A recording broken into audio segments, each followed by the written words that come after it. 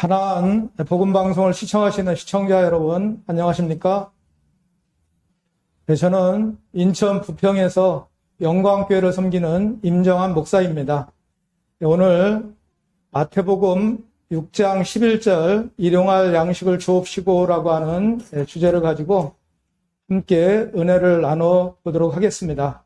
마태 6장의 내용은 주님 가르쳐준 주 기도문에 관한 내용이 핵심적인 내용이 되겠고, 마태 6장 1절부터 내용은 기도하는 내용에 관한 내용이 나옵니다.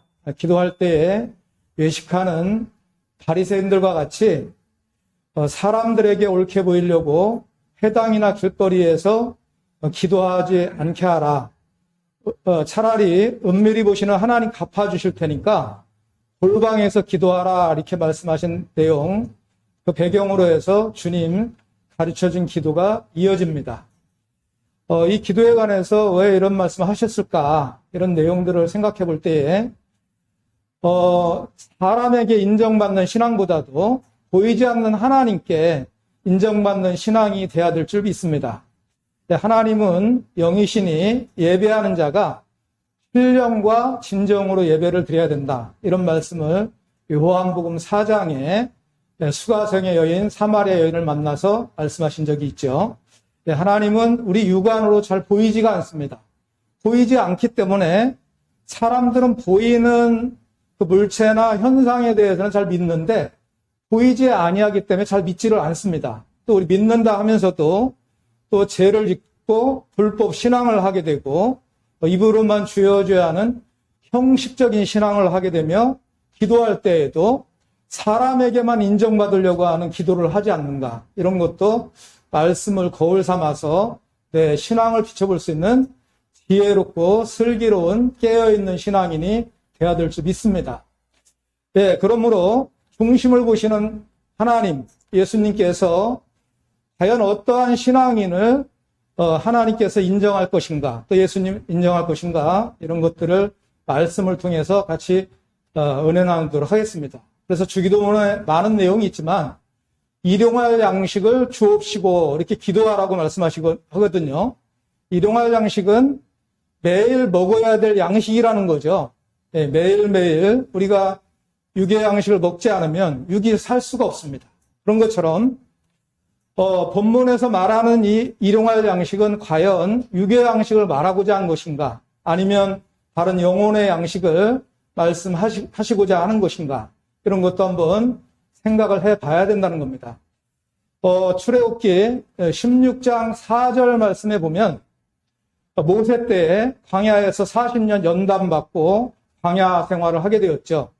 애굽에 있을 때는 이스라엘 백성들이 마늘도 먹고 부추도 먹고 오이도 먹고 수박도 먹고 고기도 먹었다는 거죠.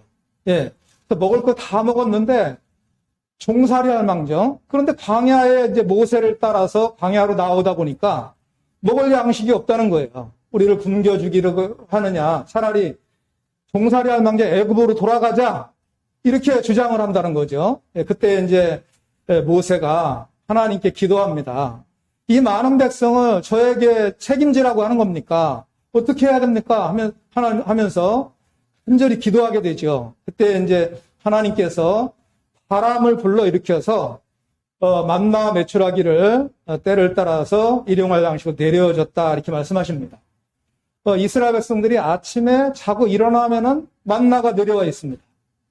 이 만나를 거두어서 절구에 찢기도 하고 또 가마솥에 삶기도 하고 맷돌로 갈기도 하고, 이렇게 해서 꿀 섞은 과자처럼 이렇게 구워서 먹기도 했다고 성경에 기록하고 있습니다. 그래서 매일매일 먹다 보니까 매일 내려주는 일용할 양식이었다는 거죠. 예, 그러니 광야에서 농사 지을 땅도 아니고 먹을 양식도 없는데 하나님께서는 있어야 될 거 아신다 그랬습니다. 있어야 될 거 아시는 하나님께서 너희는 먼저 그의 나라와 그의 를 구하라. 그리하면 먹고 마시고 입고 하는 모든 것을 보여준다. 마태복음 6장에 말씀하신 줄 믿습니다. 네, 그러므로 일용할 양식을 주옵시고 하고 기도하라고 하는 내용은 육의 양식을 매일 달라고 기도하기보다는 영혼의 양식을 제대로 먹어야 우리 영혼이 생명의 말씀 가운데에서 영적으로 성장이 되고 우리 하나님과 또 우리 주님과 계속 말씀 가운데에서 생명으로 영원히 연결이 되어진다는 거죠.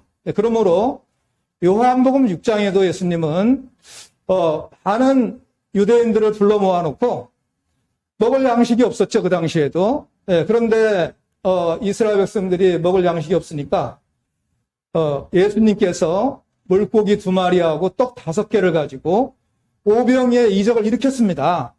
축사해서 5,000명 이상 먹이고 남은 것을 12강주리에 담았다고 기록이 되어 있죠. 그래서 이 오병이의 기적을 일으킨 것은 육의 양식을 먹여줄 수 있는 엄청난 기적이었다는 거죠. 이러한 표적을 보고 이스라엘 백성들이 예수님 임금 삼으려고 막 쫓아왔다는 겁니다. 그때 예수님 하시는 말씀이 썩는 양식을 위해서 일하지 말고 영생하도록 있는 양식을 위해서 일을 하라, 이렇게 말씀하셨습니다. 그러니까 무슨 말인지 유대인들은 못 알아들어요. 못 알아듣다 보니까 다 도망가고 제자들도 이 말이 너무 어렵도다, 이 말이 걸림이 된다, 이렇게 말씀하셨고, 예수님은 요한복음 6장 33절 이하에 보니까 모세 때에 만나를 내려줬는데 그 만나는 하나님이 내려준 것이다. 하나님의 능력으로 내려줬는데 그걸 먹고 광야에서 너 조상들은 다 죽었지만 나는 하늘에서 내려온 생명의 떡이다, 이렇게 말씀하시면서 이 생명의 떡을 먹으면 영원히 줄이지 않고 목마르지 않는다고 말씀하십니다. 그리고 내가 하늘에서 내려온 산떡이니 내 피와 살을 먹으면 영생하리라, 이렇게 말씀하신 줄 믿습니다. 그런데 이러한 내용들이 신앙의 목적이 어디에 있는가? 요한복음 6장의 내용을 잘 살펴보면은 신앙의 목적은 우리가 예수님 영접해서 그 능력으로 사업 잘 되고 잘 먹고 잘 살고 부유하게 살고 세상에 권력 가지고 그러한 부귀영화 누리는 것보다는 썩는 양식이 아닌 영생하는 양식이라고 하는, 여기에 신앙의 표대가 정해져야 될 줄 믿습니다. 영혼의 양식을, 내가 영혼의 양식, 이 말씀을 영혼의 양식 삼아서 날마다 일용할 양식으로 삼아서 말씀 듣고 영적으로 성장이 돼야 됩니다. 육적으로도 어린아이는 젖을 먹게 되고 장성한 자는 단단한 식물을 먹는다고 히브리서 5장에도 기록이 되어 있습니다. 그러면 우리 장성한 신앙인은 스스로가 성경 기준에서 선악을 분별할 수 있다는 겁니다.